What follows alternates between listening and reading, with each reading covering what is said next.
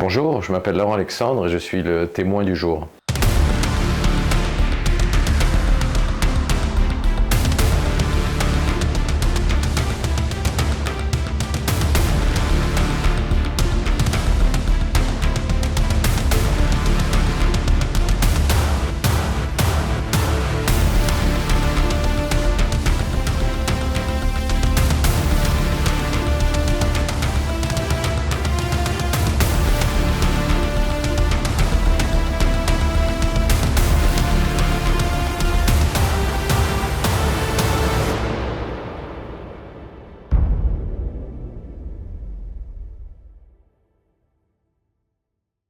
Laurent Alexandre, bonjour. Bonjour. Merci d'avoir accepté notre invitation. Tout d'abord, la première question, c'est qui est Laurent Alexandre? Quelqu'un qui s'intéresse à la tech et qui a créé pas mal d'entreprises dans le domaine de la tech, intelligence artificielle, biotech, médecine, et qui écrit beaucoup sur les sujets notamment liés à l'intelligence artificielle. Je ne fais pas de politique, mais je m'intéresse à la politique. Et puis, la médecine est la grande passion de ma vie, même si j'ai arrêté d'opérer il y a une quinzaine d'années. Justement, vous êtes plutôt pluridisciplinaire, médecine, donc chirurgien, également créateur en tech, mais surtout de Doctissimo, pour lequel on vous connaît, et aujourd'hui l'intelligence artificielle, dont vous êtes l'un des experts. J'ai créé des entreprises plus grosses que Doctissimo, mais peut-être moins connues du grand public. Peut-être moins connues. Comment est-ce que vous arrivez à concilier toutes ces passions? Je travaille pas mal depuis longtemps, j'ai une bonne mémoire, et puis je planifie ce que je fais à assez long terme. Quand j'ai envie de développer un savoir, une activité, je réfléchis à 5, 10, 15 ans. Je suis assez patient. Est-ce que vous êtes hermétique à la critique, Laurent Alexandre? Parce qu'on vous connaît quand même pour certaines prises de position qui ont fait polémique ou qui ont été du coup vivement critiquées. Je pense notamment à votre position sur le Covid. Est-ce que vous êtes totalement hermétique? Non, mes positions sur le Covid n'ont pas du tout été critiquées. J'ai été critiqué par une bande d'abrutis, de complotistes, complètement délirants, qui pensaient qu'il y avait un grand complot mondial pour nous tuer avec l'ARN messager.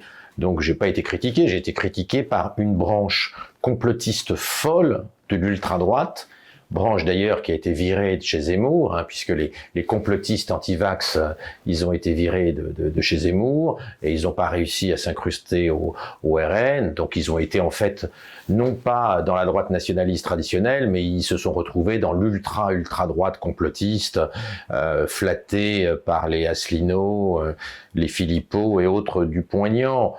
Et donc je me suis opposé à ces gens-là, ça ne fait pas de moi quelqu'un qui n'aime pas la critique, ça fait juste de moi un médecin qui pense que le charlatanisme et les délires complotistes sont pas très bons pour la santé de nos concitoyens. Est-ce que vous en avez quand même souffert de cette image, de ces caricatures qui tournaient de vous? Je pense qu'il faut s'habituer à ce que les complotistes soient fous.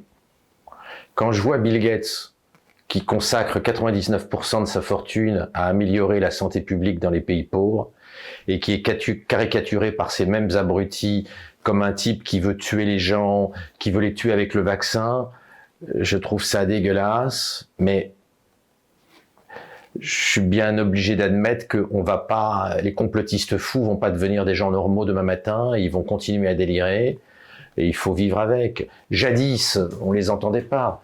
Ils étaient sous au bistrot, mais ça restait dans des petits groupes. Aujourd'hui, avec les réseaux sociaux, n'importe quel taré peut exprimer des idées complètement folles, complètement délirantes, avec des vidéos vues des millions de fois.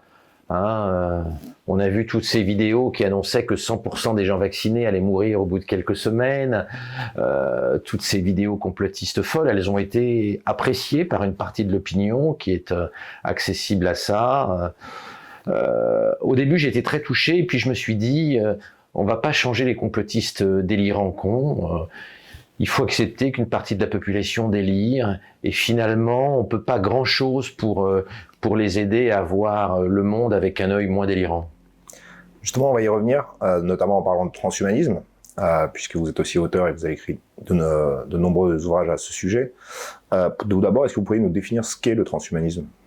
Le transhumanisme, c'est la volonté d'utiliser les technologies NBIC pour augmenter l'homme, sur les nanotechnologies, les biotechnologies, notamment la génétique, l'informatique, et puis les sciences cognitives, c'est-à-dire la robotique, l'intelligence artificielle et les sciences du cerveau.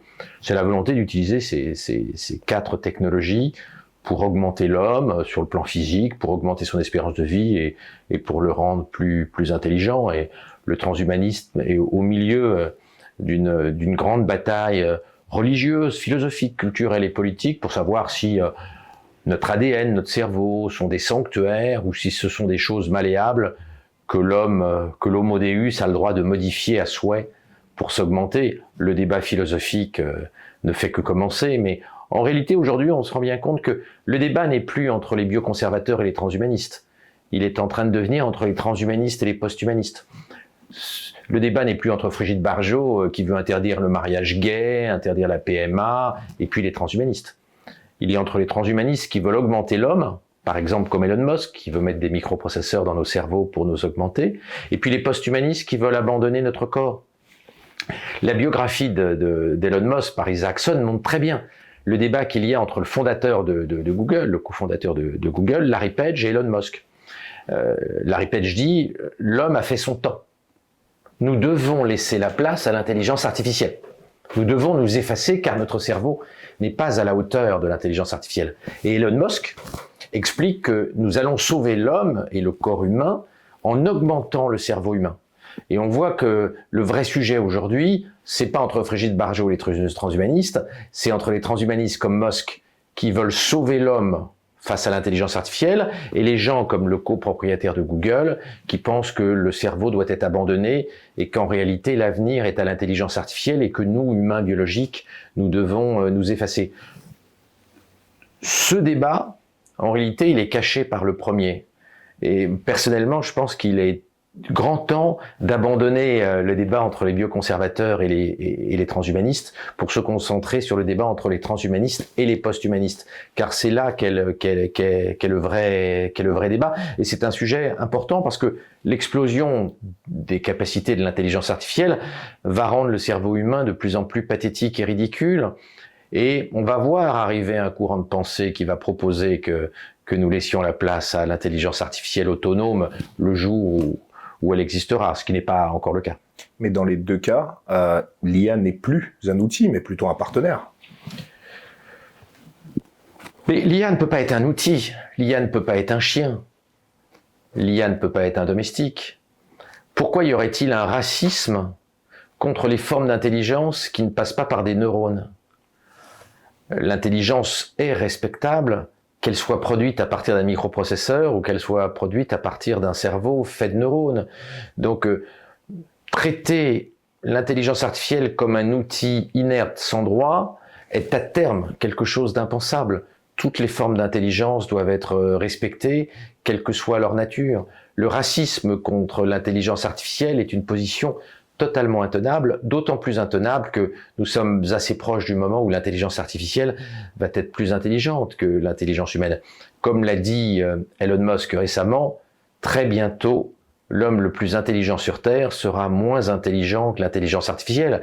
D'être raciste vis-à-vis de l'intelligence artificielle qui va nous être supérieure est à mon avis une pente extrêmement dangereuse. Je pense qu'il serait plus prudent de jouer la complémentarité, l'amitié, avec l'intelligence artificielle plutôt qu'un rapport de force que de toute façon nous allons perdre.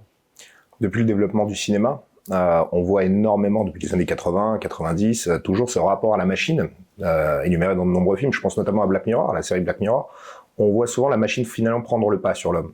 Est-ce qu'il n'y a pas finalement un risque que l'humain devienne complètement inutile face à cette IA grandissante? Moi je partage ce que dit le philosophe de l'intelligence artificielle, Nick Bostrom, qui a écrit un livre extraordinaire sur la super intelligence artificielle. Ça fait 30 ans qu'on sait que ça va arriver, le dépassement de l'homme par l'intelligence artificielle, et personne n'a travaillé le sujet. Les politiques n'ont pas travaillé le sujet, l'école ne s'est pas intéressée au sujet, les entreprises ont délaissé le sujet, personne n'a travaillé. Il y avait quelques foufous, dont je fais partie, qui alertaient, qui écrivaient des livres, implorant que les institutions politiques, éducatives s'emparent du sujet et y réfléchissent, mais personne n'en faisait rien. Donc nous avons pris énormément de retard et si nous voulons gérer une complémentarité avec l'intelligence artificielle, il va beaucoup falloir y réfléchir. On n'a pas commencé à le faire. Il est urgent de rattraper les 30 années de retard qu'on a pris, comme le dit Bostrom. Quels sont les risques de cet essor de l'IA ? À court terme, c'est pas le risque d'une extermination de l'humanité par l'IA. L'IA n'a pas de conscience pour l'instant, et on en est certain, on l'a démontré pour GPT-4, c'est-à-dire que l'IA simule la conscience, mais elle n'en a pas, elle n'a pas d'agenda, elle n'a pas d'agentivité, pour reprendre le terme anglo-saxon, agentivity. Elle n'a pas d'agenda propre, elle n'a pas d'objectif propre. Donc il n'y a pas de risque sécuritaire direct de la part de l'IA. Des gens peuvent utiliser l'IA pour faire du mal, mais l'IA ne peut pas chercher à faire volontairement, indépendamment, de façon autonome, du mal. Donc le principal problème, c'est la crise cognitive. L'IA génère un monde hyper scientifique, hyper technologique, très complexe, très conceptuel, dans lequel une partie importante de la population va être perdue. Et derrière, on a une difficulté, c'est que l'école est une technologie qui ne marche pas, donc de plus en plus de gens vont se trouver complètement paumés dans ce monde très complexe que génère l'intelligence artificielle.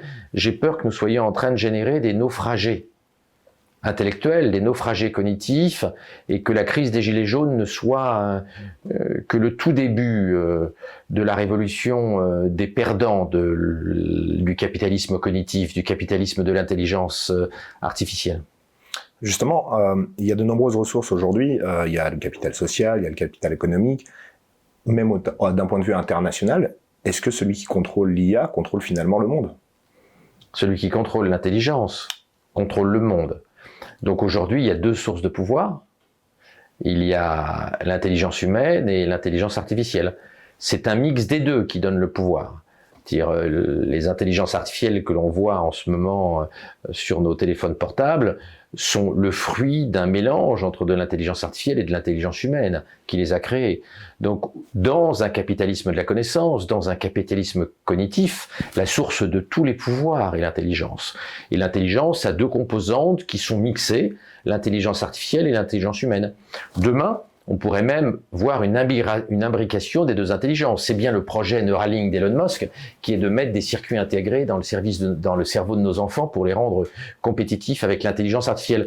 Donc on voit bien que nous sommes en fait en train de créer la noosphère qu'avait prédit Teilhard de Chardin en 1921, il y a 102 ans aujourd'hui, qui est un mélange des dispositifs techniques électrotechnique, et puis des cerveaux humains. Nous sommes en train d'expérimenter la création de cette noosphère de Teilhard de Chardin. Nous la vivons au jour le jour par ce mélange, cette imbrication croissante entre les cerveaux humains et l'intelligence artificielle. Ça crée une nouvelle société dont on n'a bien évidemment pas l'expérience, que nous n'avons pas encore domestiquée, que nous ne savons pas encore gérer, et nous avons une grosse difficulté, c'est que cette société est ultra inégalitaire parce qu'hélas, l'intelligence est majoritairement génétique et que l'école n'a jamais démontré sa capacité à réduire significativement les inégalités intellectuelles. Donc nous rentrons dans un monde où les inégalités intellectuelles persistent, mais où l'intelligence a de plus en plus de valeur, car nous rentrons dans une économie de l'intelligence. Mais comprenez-vous quand même que ça puisse faire peur, ce basculement d'inégalité, puisqu'il y aura quand même une égalité entre les différents États, déjà tout d'abord, entre les différents blocs, mais une égalité qui est difficilement rattrapable. Je pense aujourd'hui, si effectivement Elon Musk et les États-Unis, ou plus généralement l'Occident, arrivent à avoir cette technologie, comment fait le reste du monde ? Est-ce qu'il régresse ? Est-ce qu'il sera... L'intelligence artificielle et l'intelligence humaine sont en train de se concentrer. Il y a des villes qui attirent les boîtes d'intelligence artificielle et les cerveaux humains. Puis il y a des endroits qui ne les attirent pas. Il n'y a pas beaucoup de grands spécialistes internationaux de l'intelligence artificielle qui veulent vivre à Hasbrook ou à Luxeuil. Ils préfèrent être à Neuilly, à Cambridge, Massachusetts, ou dans les beaux quartiers de Londres. Donc il y a des concentrations d'intelligence qui se créent dans certaines métropoles, dans certaines zones, dans certains pays, dans certaines entreprises, dans certains territoires. Cette augmentation des inégalités, cette augmentation des écarts entre les zones, les endroits, les institutions qui sont attractives pour l'intelligence, qu'elles soient artificielles ou humaines, est l'immense problème des décennies qui viennent. Et là encore, l'école n'y a pas réfléchi, mais l'école est face à plein de tabous. l'école n'a toujours pas réfléchi aux conséquences du fait que l'intelligence est majoritairement génétique. On imagine encore, dans un politiquement correct complètement délirant, qu'en rajoutant 1 heure de français, en retirant 1 heure de géographie, en remettant 1 heure de mathématiques là, on va significativement diminuer les inégalités cognitives. On se fout le doigt dans l'œil jusqu'au coude. Il n'y a aujourd'hui aucun moyen pour créer une société égalitaire dans cette économie de la connaissance. Est-ce qu'il faut aller jusqu'aux technologies ultra transgressives que propose Elon Musk? Faut-il suivre les Américains qui, dans un sondage récent, sont 38% à vouloir utiliser la génétique pour augmenter les capacités intellectuelles de leurs enfants et donc les rendre compétitifs face à l'intelligence artificielle? On est là face à des questions philosophiques liées au transhumanisme absolument vertigineuses et qui nous arrivent en pleine tronche aujourd'hui. Justement, en parlant de transhumanisme, est-ce que finalement le transhumanisme ne va pas créer des inutiles? Alors, l'intelligence artificielle pose un vrai problème pour les gens moins intelligents qu'elle. Va-t-il rester des métiers, des activités pour les gens moins intelligents que l'intelligence artificielle? Et puis, quel pourcentage de la population va rester plus intelligent que l'intelligence artificielle? C'est une grosse question. Aujourd'hui, GPT-4 est meilleur en médecine que moi. Mais je suis meilleur que avec ChatGPT que ChatGPT tout seul. Comment maintenir notre complémentarité face à l'intelligence artificielle? Eh ben, il va falloir beaucoup bosser pour maintenir cette complémentarité. C'est d'ailleurs ce que j'essaie d'expliquer et de défendre comme thèse dans mon dernier bouquin, La guerre des intelligences à l'heure de ChatGPT. J'essaie d'ouvrir des pistes pour réfléchir au maintien d'une complémentarité entre l'intelligence artificielle et l'intelligence humaine. Et peu de gens en sont conscients, notamment parce que la plupart des gens qui ont essayé ChatGPT ont essayé la version 3.5 et non pas la version 4. Or, entre la version 3.5 et 4, il y a un immense gap, une immense falaise. Donc les gens ne voient pas à quelle vitesse l'IA galope. Le problème aussi, c'est qu'aujourd'hui, l'IA n'a pas encore de corps physique. La robotique n'est pas suffisamment développée pour pouvoir avoir un corps précis. Mais vous qui êtes chirurgien, par exemple, si aujourd'hui un robot pouvait non seulement avoir effectivement ses connaissances, mais en plus un corps physique pour pouvoir opérer, quelle serait votre place au final? Alors, je crois que la robotique va avancer plus rapidement qu'on imagine. Il y a plusieurs entreprises d'intelligence artificielle qui sont en train de sortir des robots. Google, OpenAI, qui va associer les robots Neo aux futures versions de ChatGPT, et puis bien sûr Elon Musk, qui est en train de sortir une gamme de robots, les robots Optimus, qui vont être branchés sur l'une des intelligences artificielles que développe en ce moment Elon Musk. On n'est pas certain que ce soit Grok, ce sera peut-être une autre intelligence artificielle issue des voitures Tesla. Donc on va avoir des progrès dans la robotique, et le problème va se poser dans 10, 15, 20, 30 ans. Que deviennent les travailleurs manuels quand ils sont remplacés par des robots qui travaillent 23 heures sur 24 et qui ont l'intelligence de Leibniz, de Kant, et qui sont capables, en plus de laver les carreaux, de faire de l'astrophysique, de la physique quantique, des mathématiques et de l'histoire ancienne. C'est le cas de la majorité des laveurs de carreaux aujourd'hui. Quel type de société ça dessine? Est-ce que ça rend le neuro-enhancement, l'augmentation intellectuelle que propose Elon Musk, obligatoire pour éviter une révolution et des graves troubles sociaux et beaucoup de gens malheureux parce que dépassés par l'intelligence artificielle? Est-ce qu'il faut plutôt promouvoir des moratoires, c'est-à-dire bloquer l'intelligence artificielle, ou accepter qu'une large partie soit au revenu universel? C'est la proposition de Sam Altman, le créateur de ChatGPT, qui a dit qu'il était convaincu que l'immense majorité des travailleurs vont être dépassés par l'intelligence artificielle et qu'il va falloir mettre la quasi-totalité des travailleurs au revenu universel, ce qui pour moi est un cauchemar, parce que rentrer au revenu universel à la sortie du collège pour en sortir le jour où on rentre chez Orpea, c'est plus un cauchemar politique qu'une utopie sympathique. Mais justement, est-ce que ça fait pas totalement disparaître la valeur travail? Aujourd'hui, il y a quand même une valeur chez l'homme qui est le travail, qui est une valeur internationale. Une fois qu'elle disparaît, alors, le travail des élites ne va pas disparaître, car gérer cette société va être très compliqué.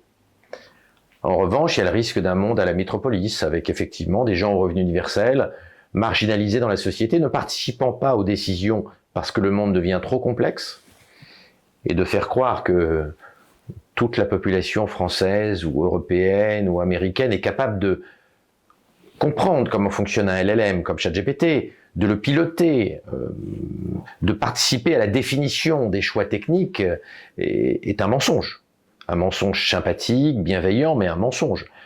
Il y a en France quelques poignées de gens qui comprennent comment fonctionne ChatGPT. Quelques poignées.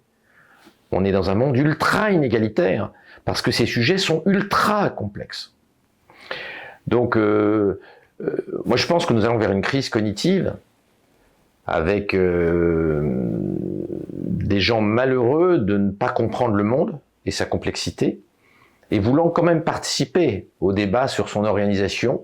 On l'a vu au moment de la crise des Gilets jaunes. Des gens qui n'avaient aucune compétence en droit pensaient qu'ils allaient réécrire la Constitution. C'était assez sympathique, assez touchant et en même temps assez pathétique pour les gens qui connaissent la complexité du droit en 2020 au moment de la crise. Vous parlez de 20-30 ans. Est-ce qu'aujourd'hui, cette problématique, ou en tout cas ces questionnements, sont soulevés par les politiques? 20-30 ans, ça va vite? Les politiques commencent à comprendre qu'il se passe quelque chose, mais une partie importante des politiques sont technophobes. Et donc, ils ont du mal à comprendre l'outil. Parmi les ministres en France, il y en a une toute petite minorité qui a déjà touché GPT-4. Toute petite minorité. L'immense majorité des ministres n'a jamais essayé GPT-4. C'est pareil pour les députés, pour les sénateurs, c'est pareil dans les partis politiques.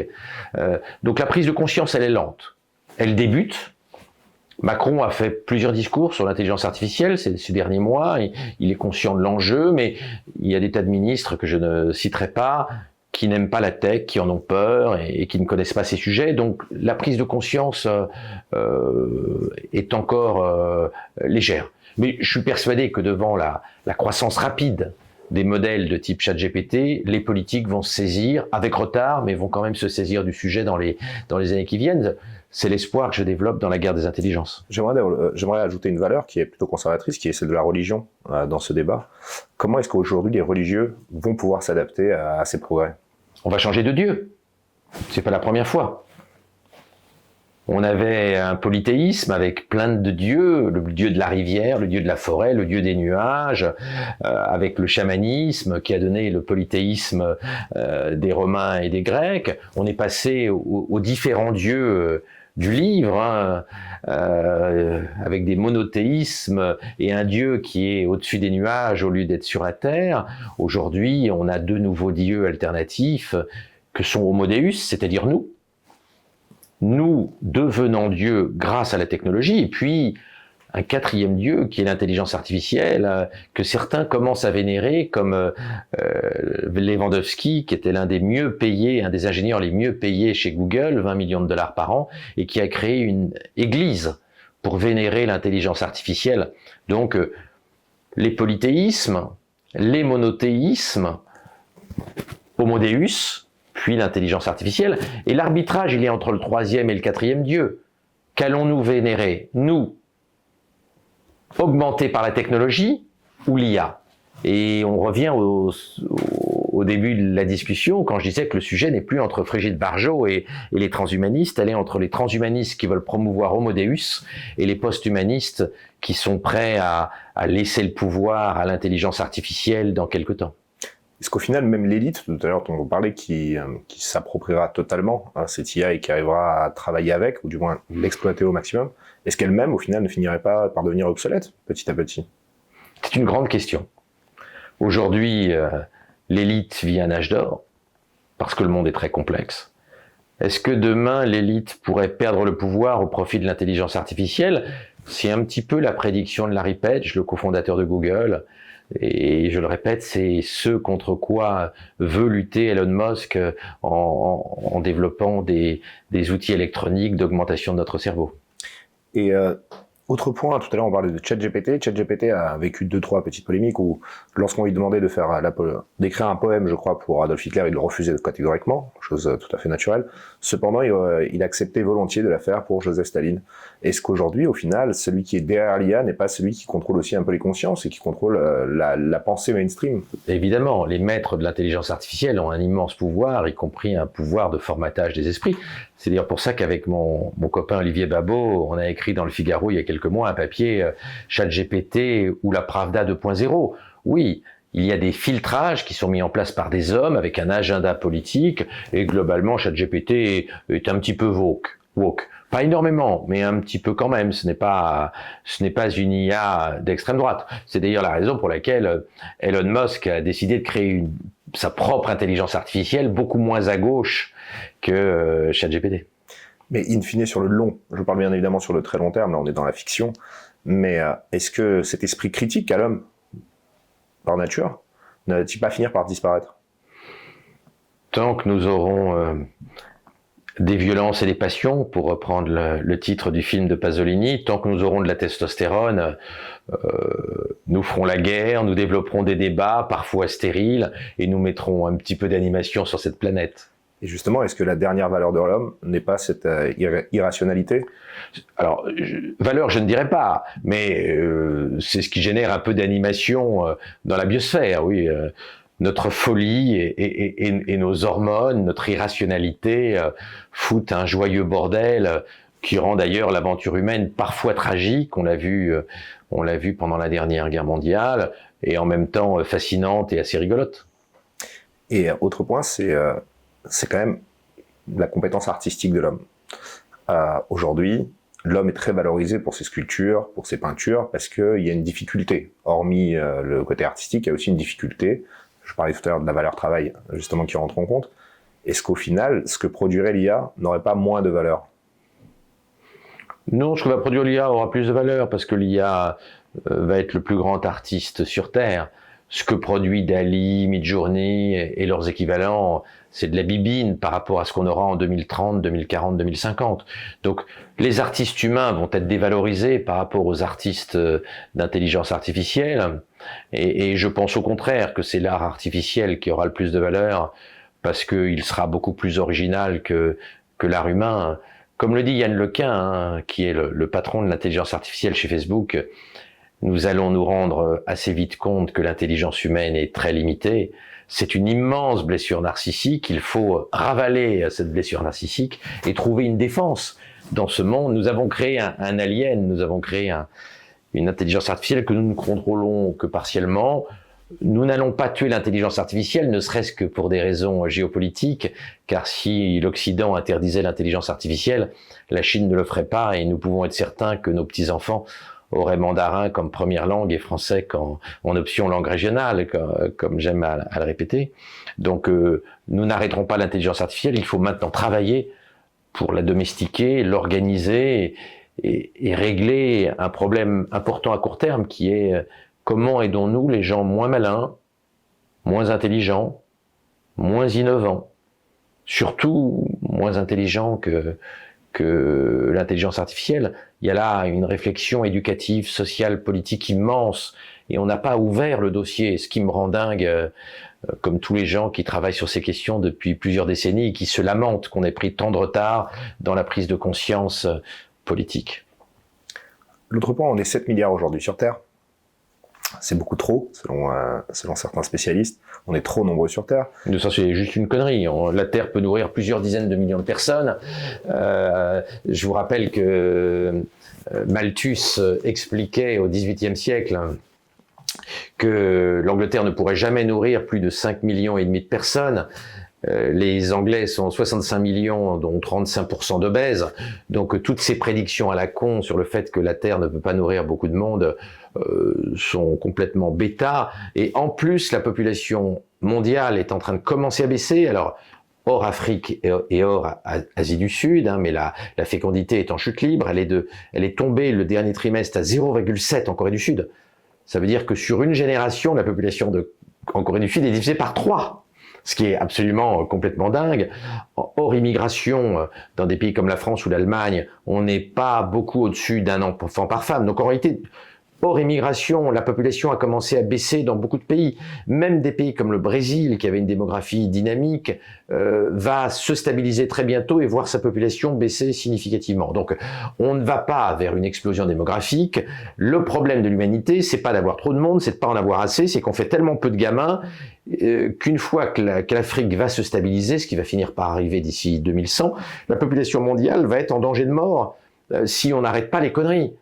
On est dans certains pays, je répète l'exemple de la Corée du Sud, à des taux de fécondité tellement faibles que la Corée du Sud pourrait disparaître hors immigration en très peu de décennies. Donc il faut arrêter d'écouter les écologistes, il faut que nos enfants fassent des enfants.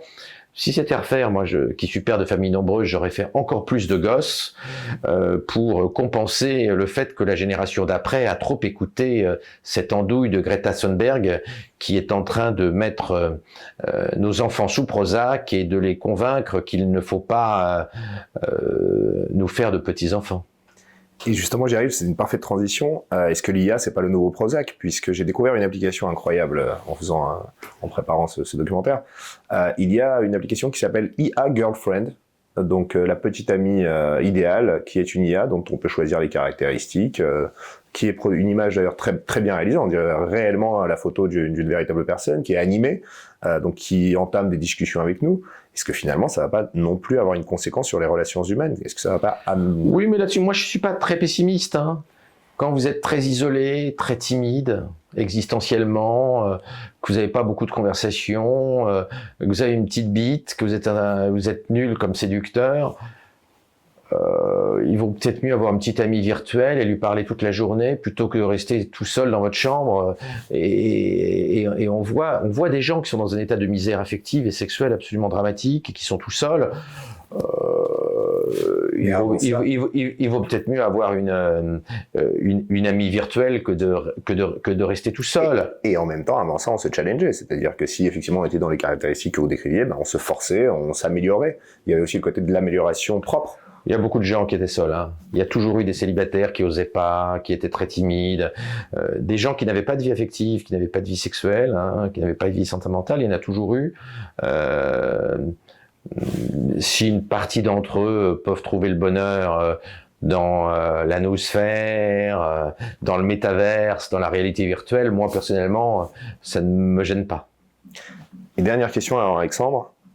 Comment on se prépare à cette IA? Comment est-ce qu'aujourd'hui, des jeunes, puisqu'on parle de 20-30 ans, d'un bouleversement dans 20-30 ans, comment est-ce qu'aujourd'hui on prépare les enfants qui sont en petite section? Comment est-ce qu'on prépare les collégiens? Alors, bien sûr, apprendre à servir de ces outils aux enfants, mais la différence ne se fera pas par la technique, la différence, j'en ai la conviction.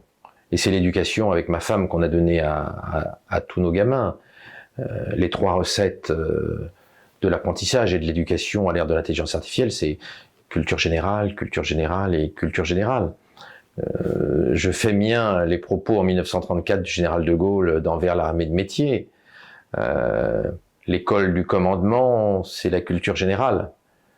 Derrière chaque victoire d'Alexandre le Grand, il y a toujours Aristote. Et de fait, Aristote était le précepteur d'Alexandre le Grand, qui ne l'a pas formé aux armes, mais qui lui a donné une sérieuse culture générale. Et c'est bien cette culture générale qui est à l'origine des victoires éclatantes, bien qu'éphémères, d'Alexandre le Grand. Eh bien, en 2023, ce que disait il y a 90 ans Charles de Gaulle sur la culture générale est encore plus vrai que jamais. Si on veut aider nos gamins, il faut leur donner une très bonne culture générale. Donc, je ne vais pas donner une recette universelle, mais je vais dire ce que moi j'ai fait avec mes gamins. Donc, beaucoup de culture générale, faire lire The Economist à partir de 10-12 ans maxi.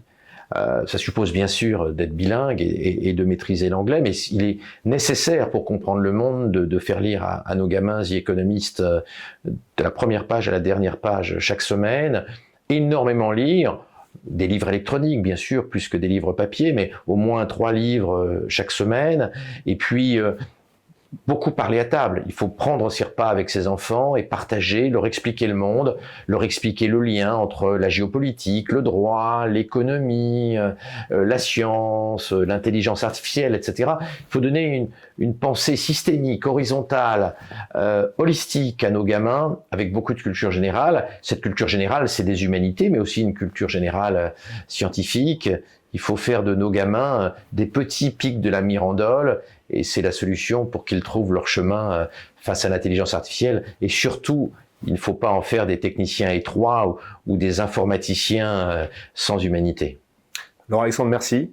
C'était très passionnant. On aurait pu encore échanger de nombreuses heures. Malheureusement, le temps file. Merci encore d'être venu et j'espère vous revoir très rapidement sur notre chaîne YouTube.